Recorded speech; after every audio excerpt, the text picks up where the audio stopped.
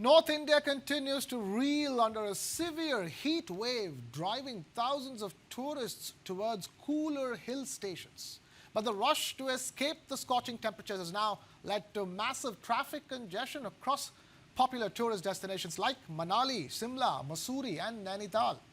As temperatures soar across Delhi and the national capital region and several northern states, tourists are heading in large numbers to the hills in search of relief from the extreme heat. But the sudden tourist influx has brought major hill stations to a near standstill. In Himachal Pradesh's Manali, vehicles crawled bumper to bumper late into Saturday night as severe traffic snarls hit roads leading to and within the town.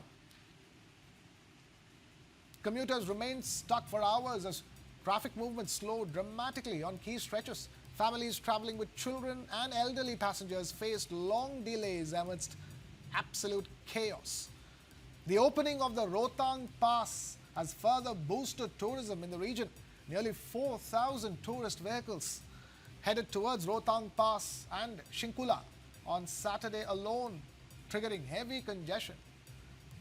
Fresh snowfall in the high altitude areas has attracted large crowds with snow accumulation at Rohtang still reaching up to 10 to 15 feet in some areas. Limited parking facilities further worsen the situation. Hotels in Manali, Shimla, Mussoorie, and Nainital are reporting near full occupancy as tourism peaks during the ongoing heat wave. Authorities are struggling to manage the sudden spike in tourists and vehicle movement.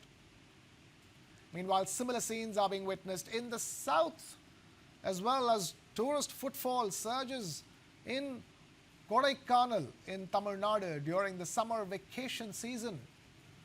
Vehicles lined up for nearly 8 kilometers along mountain roads as tourists flocked to the hill station amidst scorching temperatures in the plains. With temperatures expected to remain high in the plains over the coming days, authorities fear the tourist rush to hill stations may continue, raising concerns over overcrowding, traffic management, and mounting pressure on local infrastructure. So, be it the north or the south, extreme heat driving tourists in huge numbers towards the hill stations, which have come to a near standstill with nasty traffic snarls and overcrowding. We have Sunil Dahiya, founder and lead analyst, Enviro Catalysts, now joining us on the broadcast. Sunil Dahiya, thank you so much for taking time out to be with us. This is again Thank a you. cyclical phenomenon. Every time there's a heat wave, this is what happens. What's interesting is that even in the month of May, there's snowfall, in the upper reaches, isn't it? The story is very comprehensive, saying that it's not just happening in the north; it's also happening in the south, and it's Yeah, happening all over the country. yeah. And two primary reasons or facts which I would like to draw your attention to. One is that why this is happening is how our urbanization is happening. That we have failed as governance systems or as cities to Right. provide spaces where people can go hang out and still not bear the kind of heat which we are bearing, and that would only be possible if we have more greenery in our cities. And sadly, we've been losing that over last decades. So cities losing out spaces where people can hang out, where people can feel comfortable, and where we can reduce the impacts of heat. We have failed in that, and that leads to people, whenever the temperature rises, finding an avenue of a place which is cooler, which is slightly more relaxed, where they can really be themselves and not be trapped in the cages of houses which we have bought, which again traps heat.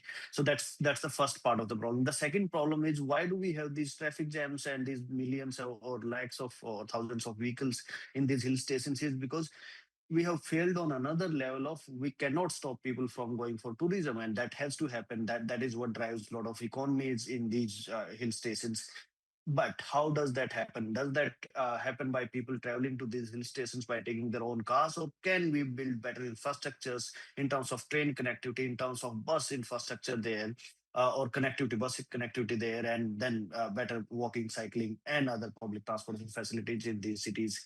If we would have done these two things right, of keeping people where they are in a slightly better of conditions than we are today, and secondly connecting these tourist hotspots by better public transportation systems and better public transportation systems within these hill stations or tourist places, we might not have had the same kind of problem, wherein people would have still been able to access these places, would have been able to experience the snowfall they want to, but still wouldn't spend hours consuming or breathing those petrol or diesel fumes in those But traffic Sunil, jams. at the end of the day, these hill stations are tiny little spots. You can't have people coming in hordes from the big cities. People who have the who have the means and resources to big get big cars to drive and come in over there. Be it Chennai to Kodaikanal, or be it from Delhi to Manali, one way or the other. The influx needs to be capped at some stage, because you have big tourist spots in the world, like say for example Venice, which wants to cap the number of tourists it can, it gives access to Venice. Maybe Indian hill stations need to Definitely. have that also going.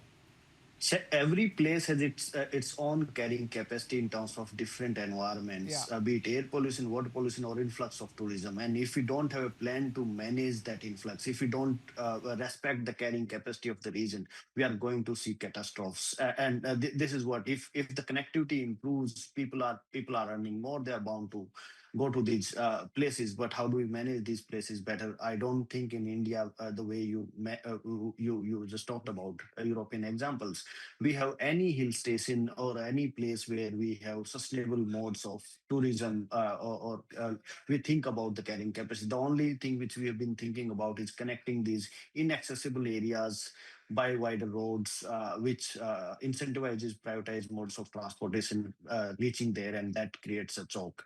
Very, very right that one, we need to stop people from moving from the cities to other areas in search of cooler environments or better public spaces. And that's the same problem we have with our cities, where everybody is coming to Delhi, Bombay, and Bangalore from nearby areas, because there are either no avenues or no infrastructure available in those areas. While with tourism, it's a sort of different problem, but the It's fundamental interesting, isn't it? basis There is is is not the enough same. urban infrastructure for all the immigrants who come into these big cities. And once they come into the big cities, earn their big jobs, and get their big monies, and they can't handle the heat. They want to travel and have tour, be a tourist. And then there is not enough infrastructure to support that tourism also in all these tourist spots. It's a double whammy, isn't it? So we need better governance model, better urban spaces, and as I mentioned that yes, tourism will happen, people will go there, but how do we respect the carrying capacity? The migration from villages to cities will happen, but how do we build resilient urban infrastructure which keeps the greenery, which keeps the public spaces, which doesn't force people to look for avenues for a better spending the day in a better way. Doesn't have to be beyond our cities. We can create those spaces within the cities if we do the urbanization well, and that's what we lack. I think we need better, comprehensive and systematic urban governance policies, as well as better carrying capacity studies and policies for the tourist hotspots. So, at this stage, what can be some of the immediate steps, accomplishable steps that we can take? Because this heat wave is not going to end immediately. It's going to be there for at least a month. From here, hopefully monsoons arrive on time. So I don't know, like in terms of the immediate steps, but one thing which definitely can be done is, while these road jams are happening, they are happening beyond a certain point. So if we create some sort of immediate infrastructure where these vehicles don't really have to go to the neck of these hill stations, and there are some public transportation services put in place, maybe that can reduce the sort of choke jam we have. In terms of, can we ask these people to stay in the cities they are coming from? That seems to be a slightly long-term intervention which will be required for that. Doing that might not be really helpful. People, when they see these images, these news stories, they themselves will stop from going there, because nobody wants to spend 8 hours in a traffic jam when they only have the weekend, just 48 hours. So it's a bit of awareness on what's happening in these places, which can give a bit of immediate relief and keep people at homes maybe slightly better off than spending time in these traffic jams. So, Sunil, we're doing the right thing by having this conversation on the channel, but we're telling people exactly what the situation is to dissuade them